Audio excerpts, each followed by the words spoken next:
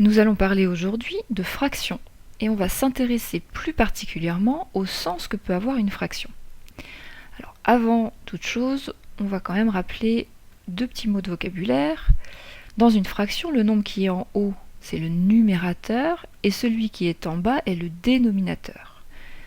Pour éviter de confondre ces deux mots, tu peux penser à nuage pour numérateur, donc en haut, et à descendre pour dénominateur, donc en bas. Alors une fraction, globalement, ça peut avoir trois significations. On peut voir une fraction comme étant un quotient, c'est-à-dire le résultat d'une division, ou alors elle peut signifier un partage, et pour terminer, elle peut évoquer une proportion. Donc on va voir chacune de ces trois significations plus dans le détail. Quand une fraction représente un quotient, en fait, la barre de fraction, à ce niveau-là, peut être tout simplement remplacée par un signe divisé. 2 cinquièmes, c'est la même chose que 2 divisé par 5. Ou encore, 3 septièmes, c'est la même chose que 3 divisé par 7. On dit aussi que une fraction, c'est la valeur exacte d'un quotient. Si on reprend chacun des deux exemples, 2 divisé par 5, c'est égal à 2 cinquièmes. C'est ce que l'on a dit juste avant. Et si on pose la division, on va trouver en écriture décimale 0,6. Donc ici, l'écriture décimale est aussi une valeur exacte de ce quotient. Pour 3 divisé par 7, on a dit que c'était la même chose que 3 septièmes. Si on pose la division, comme valeur décimale, comme écriture décimale, on aura une valeur à peu près égale à 2,33.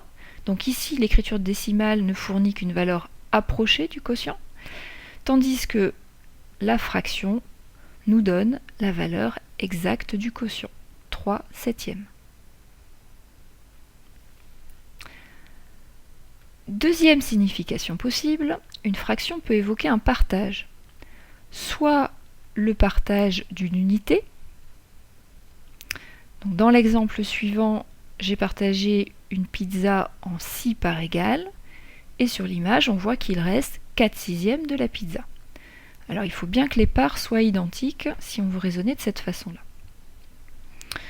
Deuxième cas possible, une fraction peut exprimer le partage d'un ensemble. Si par exemple j'ai 6 pizzas et que je décide d'en commander 4, ça veut dire que je vais prendre ici 4 sixièmes des pizzas. J'ai bien pris une partie d'un ensemble.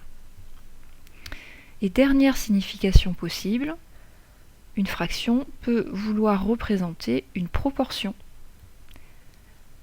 c'est-à-dire un rapport de deux grandeurs. Alors si je reprends l'exemple avec les pizzas, ici j'ai 6 pizzas, dont 4 au fromage, ici. Je peux dire que les pizzas au fromage représentent 4 sixièmes des pizzas du nombre de pizzas total.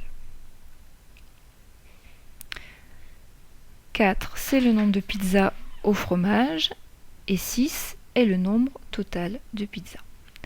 Voilà pour aujourd'hui. À bientôt.